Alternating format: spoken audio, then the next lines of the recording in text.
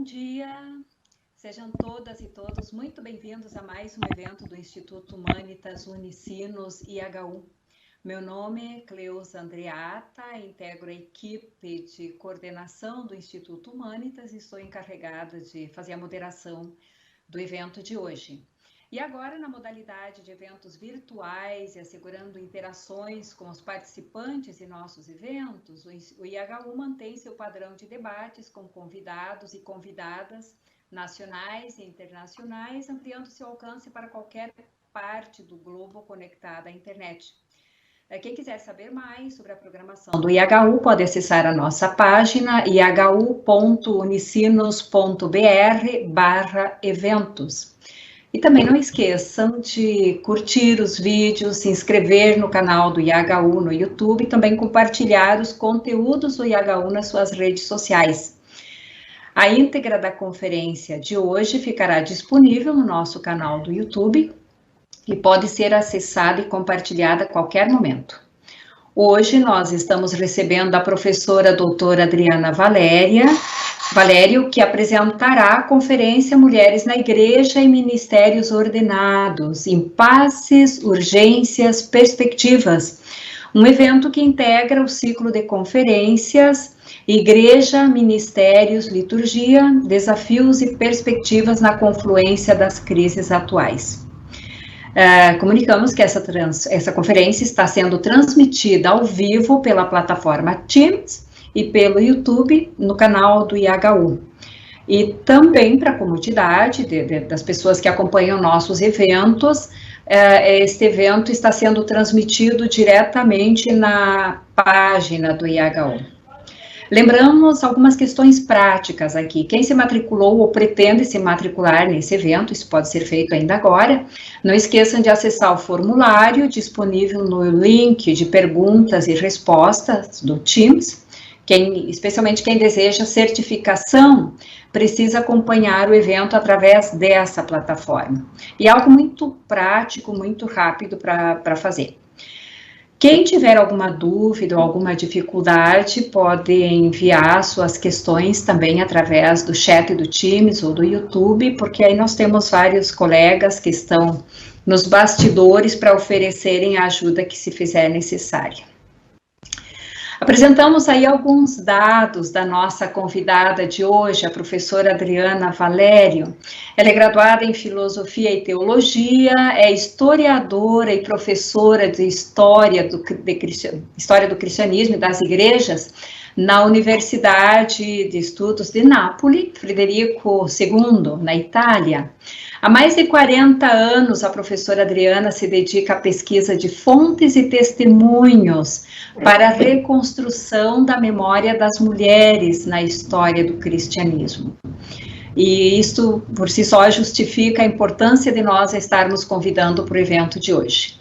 Alguns outros dados que podemos tornar presente, ela foi, de 2001 a 2003, delegada da ONU nos escritórios de Genebra e Viena, onde foi responsável pelas relações internacionais em nome da Aliança Internacional Santa Joana, que é uma organização feminista católica, tendo como objetivo a igualdade das mulheres, e claro, o nome dessa organização se inspira em Santa Joana d'Arc, como expressão da luta pela ordenação de mulheres e também pelos direitos humanos, em geral, como foco do trabalho dessa associação, desta aliança internacional.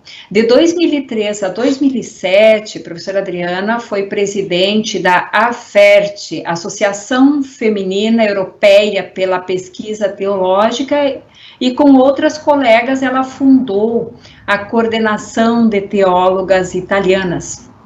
Atualmente ela dirige o projeto internacional e interreligioso A Bíblia e as Mulheres, que através de publicação de 20 volumes em 4 línguas, espanhol, inglês, alemão e italiano, envolve estudiosas de diferentes lugares do mundo que estão envolvidas na reconstrução da identidade histórico-religiosa das mulheres.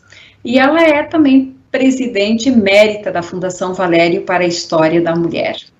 Ela é autora de várias obras e nós citamos algumas mais recentes e algumas especialmente por indicação dela mesma como obras importantes dos últimos anos. Uma primeira delas que destacamos é de 2006, pela editora Carote, Mulheres e a Igreja, uma história de gênero. Também de 2016, O Poder das Mulheres na Igreja, publicada pela editora La Terça. De 2017, o livro Maria de Nazaré, História, Tradições, Dogmas. Todos esses títulos estamos apresentando aqui em tradução livre da nossa parte. Ainda Maria de Nazaré, perdão, desculpa, já foi, Maria Madalena, Equívocos, Histórias, Representações.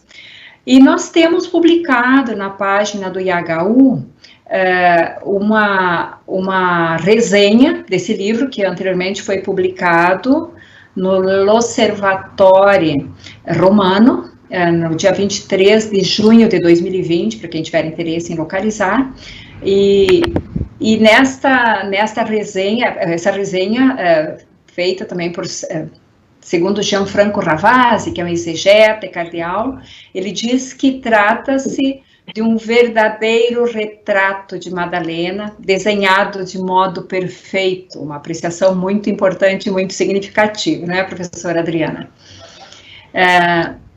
E então podemos, quem tiver interesse pode ler essa resenha na página do IHU. E temos vários outros trabalhos aí publicados na página do IHU, com artigos e entrevistas com a professora Adriana Valério. A entrevista Olhos de uma Mulher sobre a Bíblia. A entrevista é de Jacopos Karamuzzi, publicada por um periódico intitulado Jesus, em junho de 2019. Ainda uma entrevista Estou confiante, a reforma do celibato será feita, caso contrário, as vocações entrarão em colapso. Foi publicada na página cotidiano.net no dia 30 de junho de 2019. Mais outros 2 artigos ainda bem significativos. O Poder das Mulheres na Igreja, Judite, Clara e as Outras, com um comentário de Alessandro Santagata, publicado originalmente por Il Manifesto em janeiro de 2017. Finalmente, cito aqui da página do IHU, Mulheres no Concílio, que foi publicado na revista Mosaico de Pace, na seção italiana do Movimento Internacional Pax Christi, de abril de 2012. Então é isto, com essa breve apresentação da professora Adriana, passamos imediatamente à conferência, a apresentação da sua conferência que ela vai nos fazer durante uns 30 minutos, e depois nós teremos a possibilidade de apresentar perguntas, fazer comentários, abrindo para o nosso debate. As perguntas e comentários podem ser feitos tanto pelo chat do Teams quanto do YouTube. Professora Adriana, a palavra está com você. Grazie dell'invito, grazie delle belle parole. Obrigada pelas palavras. Eu me dei conta que fiz tantas coisas, mas não me dava conta disso. Obrigada por esta bela apresentação. Hoje vou falar então da questão relativa aos ministérios. Para este problema não nasce depois do Concílio Vaticano II, porque é uma questão antiga, é uma questão que atravessa toda a história do cristianismo. Podemos dizer que o papel das mulheres era já um problema após Jesus, entre as pessoas que estavam seguindo, porque, diferentemente no tempo de Jesus, ele é seguido por mulheres e por homens. Temos discípulos, homens e mulheres. E vamos ver também apóstolos, mulheres e homens. Então, vamos dizer que nasce em seguida um conflito entre a parte masculina e feminina. E também, de qualquer forma, é inevitável que surja uma pergunta sobre qual papel deve desenvolver a mulher dentro da comunidade, desta nova agregação religiosa que se constituía em torno a Jesus. Essa minha intervenção, eu vou propor 3 reflexões. O primeiro ponto é no poder da Igreja, o poder que trouxe para a exclusão das mulheres. E o segundo apresenta alguns casos do ministério feminino que nós temos testemunhos na história e mostraremos alguns casos. E o terceiro é sobre a perspectiva que parte da ser considerado hoje o significado de ministério e de apostolicidade e a redescoberta de Maria Madalena para entender o que significa ser discípula, o que significa ser apóstolo, também para as mulheres. O primeiro ponto é o poder na igreja.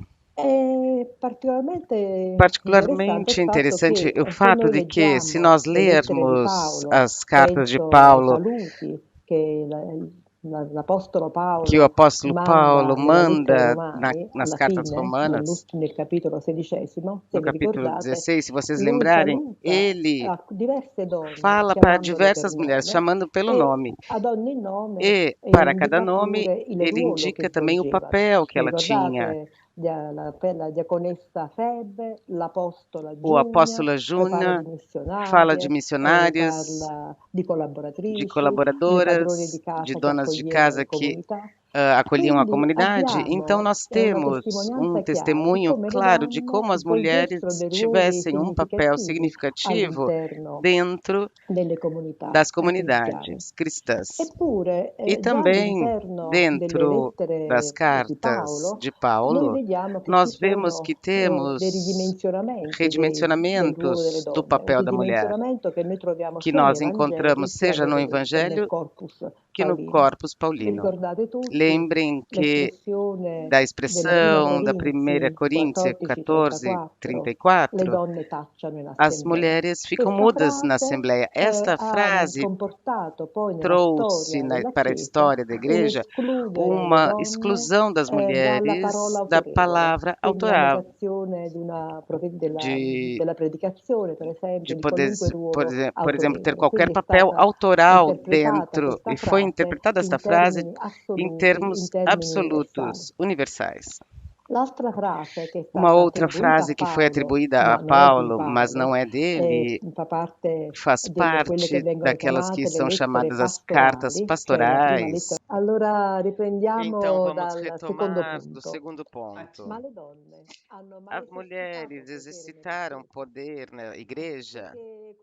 Porque é uma pergunta importante é muito importante para mim, porque eu me interesso pela história da igreja e de recuperar a presença da mulher nesta história que nós conhecemos pouco e que nos parece também unívoca. Mas a nossa história, a tradição, é como um mar onde confluem muitos rios, e todos esses rios nós temos também muito a presença feminina, onde as mulheres, que sabemos, tiveram um papel importante de autoridade, foram guias pastorais, intérpretes da Bíblia, mas não podemos aqui falar de toda a história desta época. São 2000 anos que estão ali no meu livro Mulheres e Igreja, onde eu procuro mostrar ali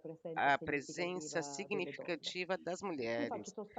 Então, aqui temos alguns exemplos exatamente para, eu acredito que sejam importantes, para que nós possamos conhecer a riqueza da presença que enriqueceu a igreja de tantas formas articuladas e significativas.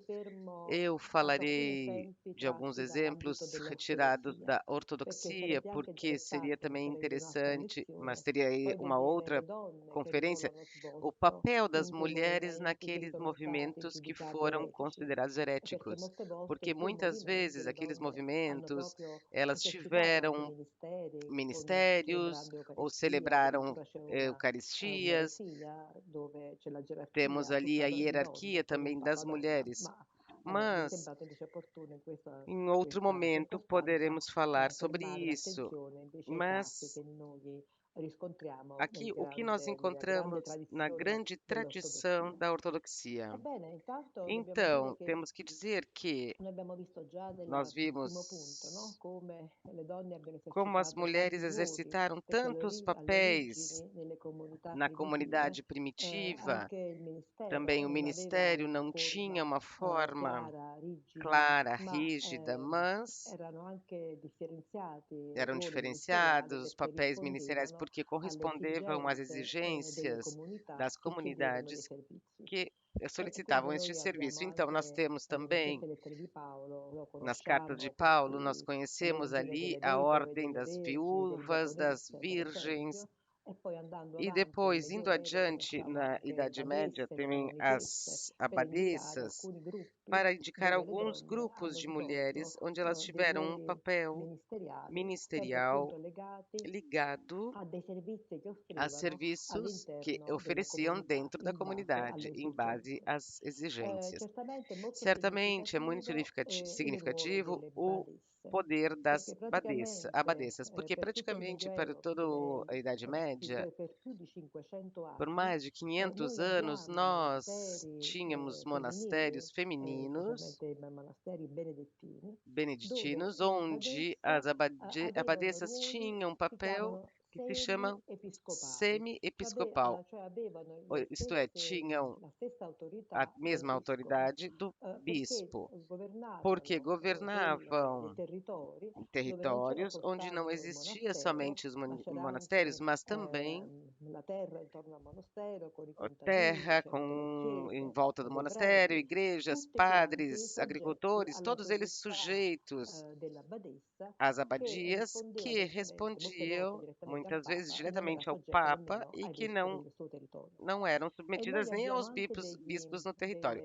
Mas temos também ritos de ordenação, rituais para as abadesas, onde encontramos que são ou análogos ou até idênticos, no sentido de que estes rituais da liturgia, que era utilizada para onde existia a abadia, esses ritos são iguais, onde tem a entrega dos símbolos, a mitra pastoral, que são símbolos do poder do bispo que dava para a abadesa. Então, nós temos também casos onde não somente as abadesas tinham autoridade em relação ao clero. Nós sabemos que na Puglia, aqui na Itália, nós conservamos ainda não somente as mitras pastorais, mas também as pantufas da abadesa, que vinham do clero, um clero que era submetido às abadesas. Ou ainda sabemos como os monastérios na Espanha, as abadesas faziam confissões no sacramento que houve uma intervenção de Roma que foi considerado um abuso, mas tivemos ali, em alguns momentos, mulheres que tinham poder episcopal no território, mas também exercitavam verdadeiros papéis de governo e também o exercício dos ministérios, como no caso da confissão. Tinham as prisões, temos também situações onde elas pregavam publicamente, não obstante a proibição. Então, é um capítulo particularmente interessante do exercício real de um poder feminino, com tantas situações no campo jurídico, litúrgico, sacramental. E muitas vezes estas fundações tinham também um forte apelo à figura mariana, muito forte. E aí faço a referência ao monastério duplo, masculino e feminino, onde governava uma mulher.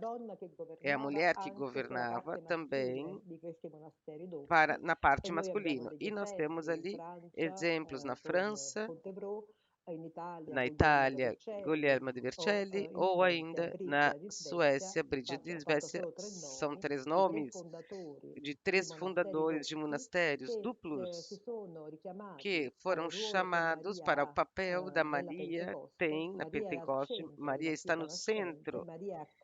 Maria é o chefe dos discípulos, então a mulher pode ser chefe de uma comunidade, porque no caso dos monastérios, da abadia, elas têm a autoridade da Maria. Então vejam como é um capítulo muito importante este, que não durou poucos anos, mas mais de 500. Então tem uma história muito rica. É interessante também porque os monastérios foram muitas vezes lugares de cultura, onde se estudava, se escrevia, tinha questões artísticas ligadas também. É um papel onde era um lugar de crescimento humano, cultural e religioso. E também a pintura feminina encontrou ali um espaço muito significativo. O segundo elemento da presença das mulheres é dado pela corrente profética, porque a história do cristianismo ela é atravessada pelas figuras femininas, porque não é um ministério que esconde,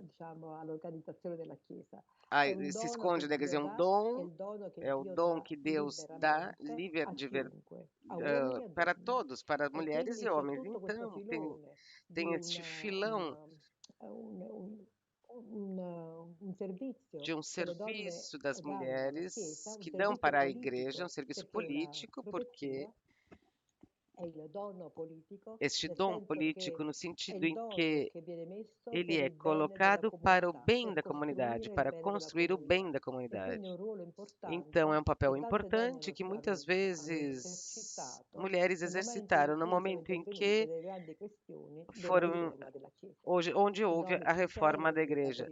Caterina da Siena, Brigida da Svécia, são alguns nomes importantes são mulheres que entenderam esta voz de Deus que chamava para intervir para o bem da comunidade. Por isso, para desenvolver também um papel, de qualquer forma, ele fugia do controle da hierarquia, mas que era um papel de autoridade, sobretudo, onde era reconhecido por os outros, pelos fiéis.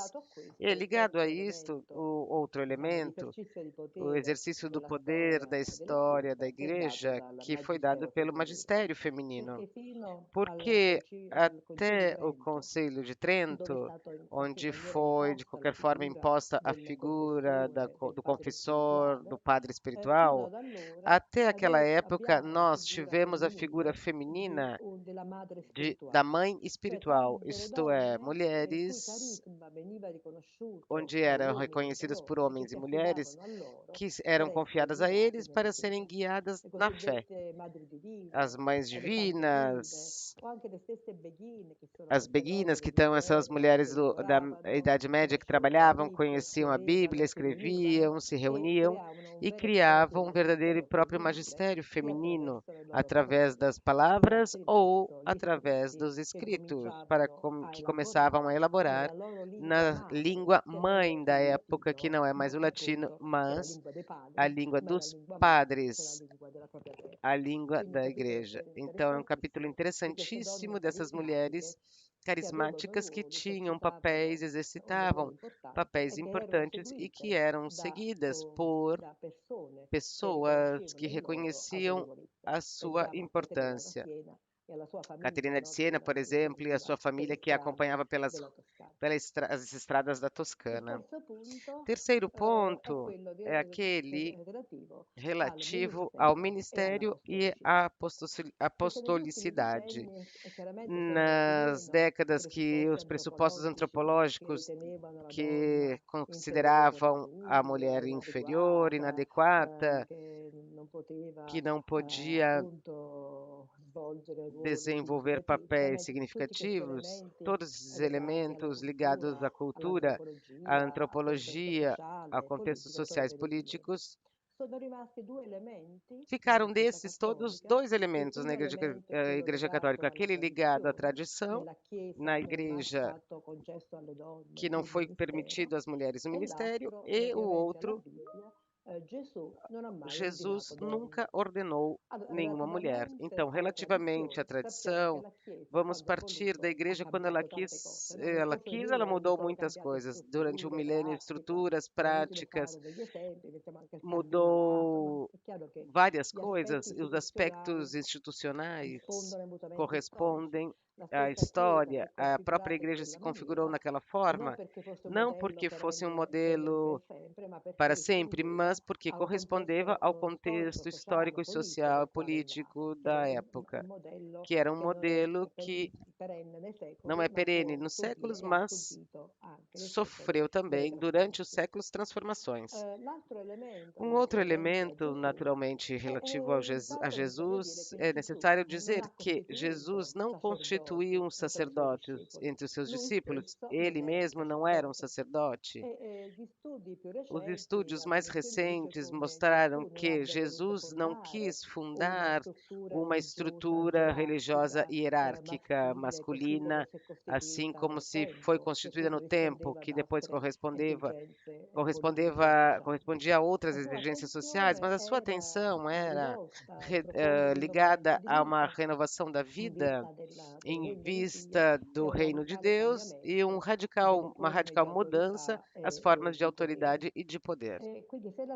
Se a religião judaica no tempo de Jesus distinguia os sacerdotes e o povo, sacro e profano, dignos e indignos, puros e impuros, justos e pecadores, homens e mulheres, todas as separações, divisões que de qualquer forma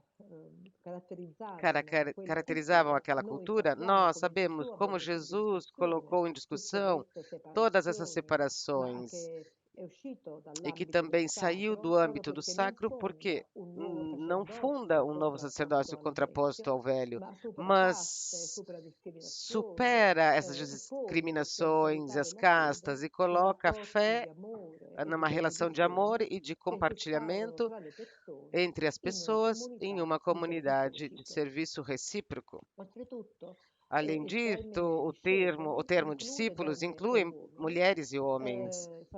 Sabemos que as mulheres são discípulas que seguiam Jesus na Galileia até a morte e, ao mesmo tempo, os 12, e de fato, que de qualquer maneira foi interpretado como 12 homens que Jesus escolheu, nós sabemos que aqueles 12 não é um número real, concreto, mas é um número simbólico, porque representa a nova comunidade de Israel e, como no velho Israel tinha as mulheres, no novo Israel existem também as mulheres. Então é um número que leva a nova comunidade, não certamente a 12 homens que seguem Jesus. Sabemos também que os apóstolos que nós encontramos no Novo Testamento é um termo que pode se aplicar também para as mulheres, porque para ser apóstolo é necessário, como diz Paulo, ter conhecimento de Jesus, caminhado com ele pela Galileia, ser testemunha da ressurreição e ter tido o mandato de pregar. Nós sabemos muito bem que Maria e Jesus, na cruz, não estava Pedro, mas Maria de Madalena. Não existem Pedro e outros no sepulcro, mas Maria e outras mulheres. Jesus não aparece para Pedro, mas para Maria de Madalena. Maria de Madalena é a testemunha da ressurreição e de todos os estudos que estão sendo feitos por Maria Madalena é para recuperar o verdadeiro feminismo, que não é a prostituta arrependida que a tradição nos mostrou erroneamente, porque no Evangelho nunca se disse que Maria Madalena fosse uma prostituta, mas ela é a discípula e apóstolo. É a questão da fé cristiana, porque é somente o seu testemunho que apoia a proclamação de Jesus, que ressurgiu, e é ele que diz para os outros, ela que diz para os outros discípulos.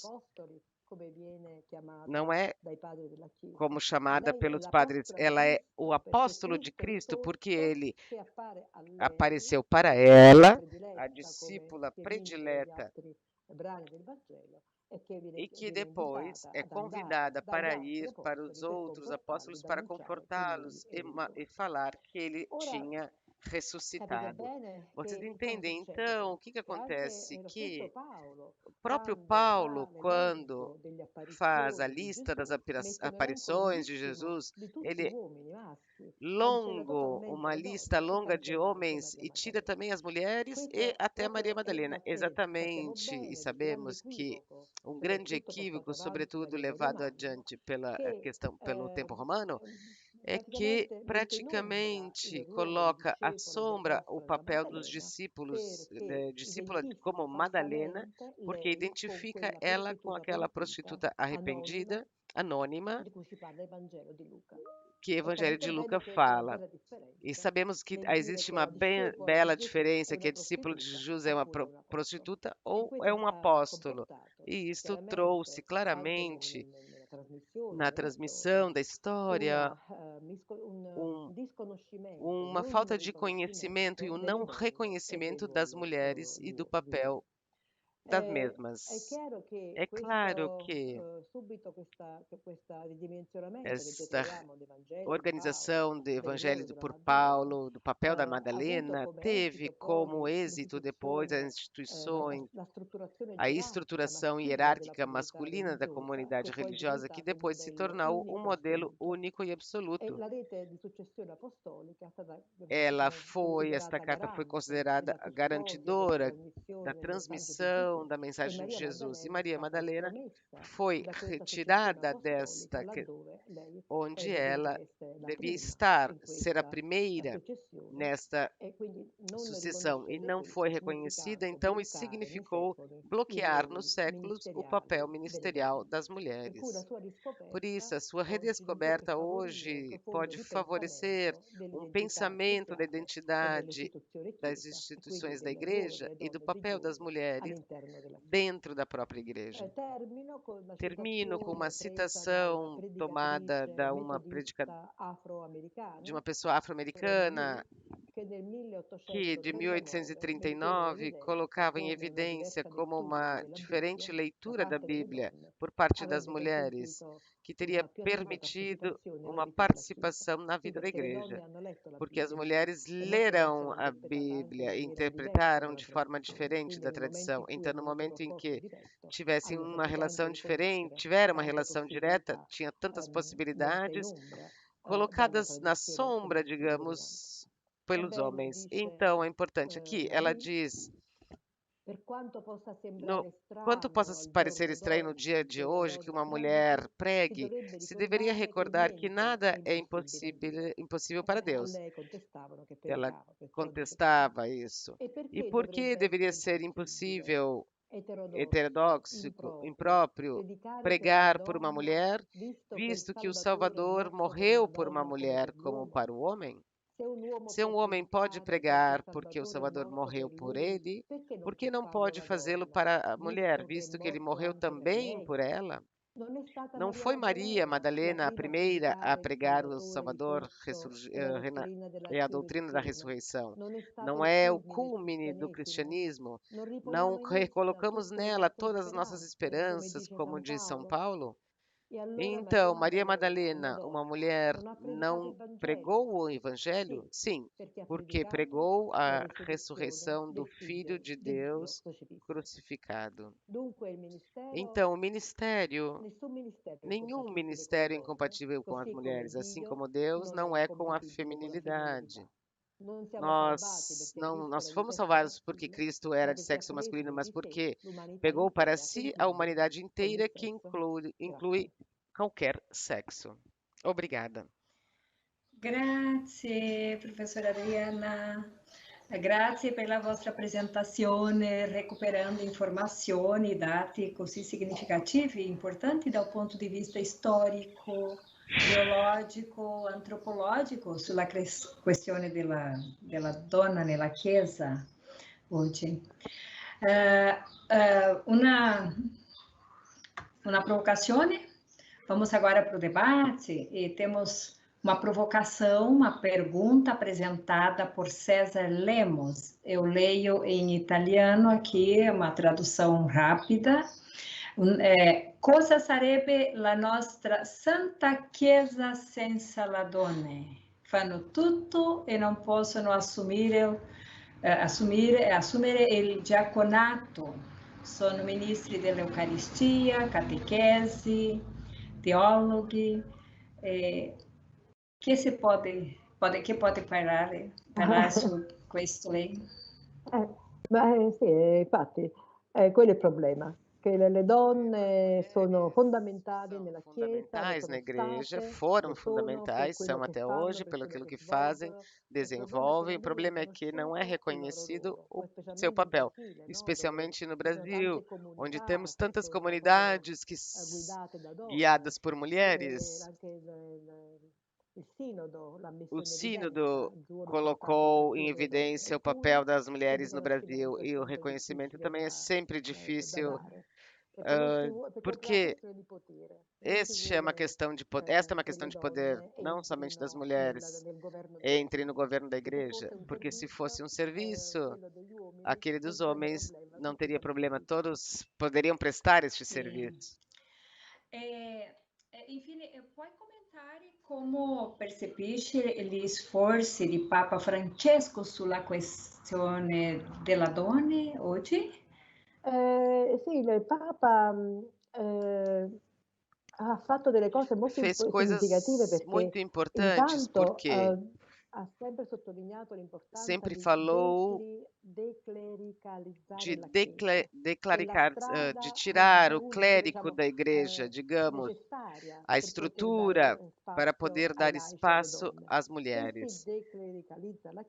Se tirarmos essa estrutura do clérigo da igreja, se dará, então, possibilidade para as mulheres. Este modo de falar e pensar é muito importante, porque ele diz que as mulheres têm que ter papéis, disse nomes importantes dentro do Vaticano. Porém, falta sempre aquele reconhecimento relativo ao diaconato, o papel, por exemplo, os pedidos do Brasil. Ele afirmou como se existisse sempre uma preocupação de não ir.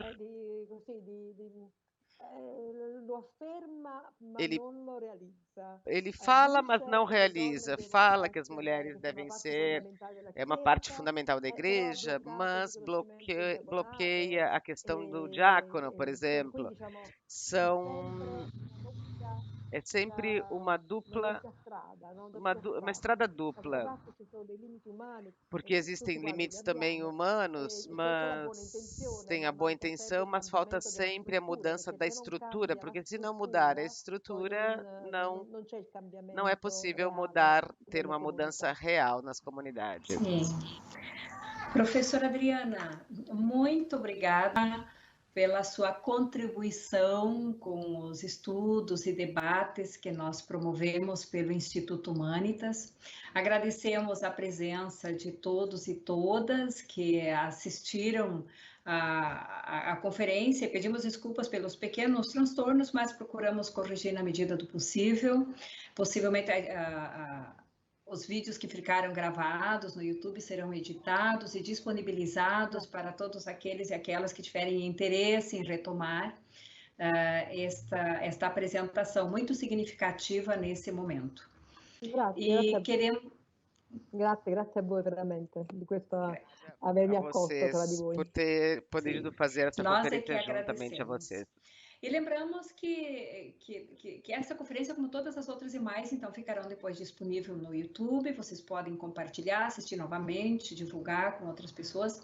Também convidamos a todos a assistirem, a acessarem a página do IHU, assinarem nossa newsletter para acompanhar as publicações com os conteúdos diários que são divulgados pela página do IHU. Eu aproveito aqui a oportunidade também para fazer já um convite para o nosso próximo evento, que será no dia de amanhã, às 10 horas, um debate, apresentando uma conferência e depois seguida de debate sobre renda básica universal, novos modelos econômicos de proteção social e de reapropriação do comum, com o professor Andrea Maria Fumagalli. Então, nosso muito obrigado e até nosso próximo evento. Obrigada a todos e todas.